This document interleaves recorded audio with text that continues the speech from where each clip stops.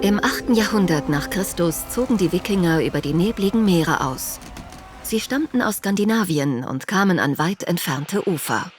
Manche plünderten und ließen sich auf den britischen Inseln und in Frankreich nieder. Andere erkundeten die Arktis oder erschlossen neue Handelsrouten in den Nahen Osten.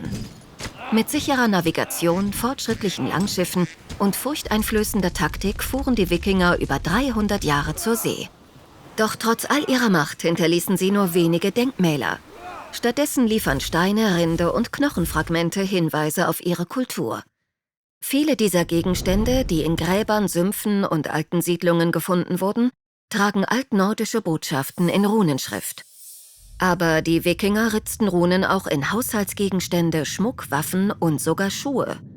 Runen zu entschlüsseln ist allerdings keine leichte Aufgabe. Runen bestehen aus kurzen Linien und bilden ein Alphabet, das Futhark genannt wird. Alle Bevölkerungsschichten sprachen und schrieben ihre Sprache in zahlreichen Dialekten. Es gab jedoch keine einheitliche Schreibweise. Man schrieb so, wie man die Laute im Regionalakzent aussprach. Manche dieser Inschriften zeugen von Einflüssen anderer Kulturen, mit denen die Wikinger Kontakt hatten. Die Runeninschrift Liebe besiegt alles etwa ist ursprünglich ein lateinischer Satz des Dichters Virgil. Viele Texte, wie auf dem Runenstein von Røk, waren in Versform, in der Tradition der altnordischen Poesie. Auch wenn moderne Runologen Runen lesen können, ist deren Bedeutung nicht immer klar. Trotz der verbleibenden Geheimnisse hat man viele Inschriften in Gedenken an Verstorbene und zur Aufzeichnung der Ortsgeschichte entschlüsselt, darunter auch magische Beschwörungsformeln. Die Ramsund-Ritzung in Schweden befindet sich auf einem Felsen neben einer Brücke, die Reisende durch ein Sumpfgebiet führt. Dieser Überweg wurde von einer angesehenen Frau namens Sigrid in Auftrag gegeben. Die Inschrift im Stein verkündete ihre Bedeutung und Macht sowie die ihrer Familie. Mit Abbildungen von Sigurd, dem Drachentöter, assoziierte sie sich und ihre Familie sogar mit mythischen Helden.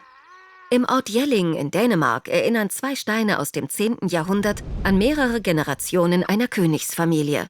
Der erste wurde von König Gorm dem Alten zum Gedenken an Königin Tyrvi errichtet, der zweite nach Gorms Tod von deren Sohn Harald Blauzahn.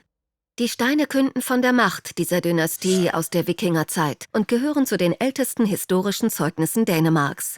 Sie besagen, dass Dänemark das früheste große Wikingerkönigreich war, Harald Südnorwegen kontrollierte und zum Christentum konvertierte. Heute sind Harald Blauzahns Initialen das Bluetooth-Logo. Im 10. Jahrhundert war der Kriegerdichter Egil ein bekannter Runenritzer. Poetischen Überlieferungen zufolge ritzte er einmal Runen in ein mit Gift gefülltes Horn, wodurch dieses zerbrach. In einer anderen Geschichte rettet Egil einem jungen Mädchen das Leben, indem er ein Stück Walknochen mit heilenden Runen unter ihr Kopfkissen legt.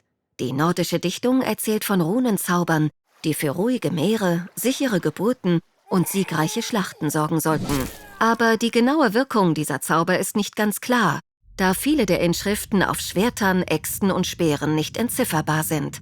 Inschriften wie auf dem Lindholm-Amulett könnten Beschwörungen, Rätsel oder religiöse Botschaften sein.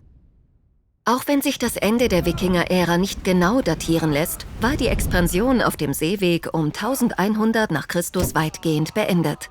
Dennoch sprachen die Menschen in ganz Skandinavien weiterhin Versionen des Altnordischen und Runen wurden in ländlichen Gegenden bis ins 19. Jahrhundert verwendet. Noch heute stehen viele Runensteine an ihren ursprünglichen Standorten. Die Inschrift auf dem dänischen Glavendrupstein verkündet seit 1000 Jahren furchterregend: Zum Hexer werde der, der diesen Stein beschädigt oder ihn zum Gedenken an einen anderen wegschleppt.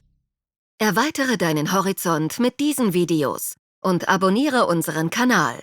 Auf diese Weise verpasst du nie die Gelegenheit, etwas Neues zu lernen.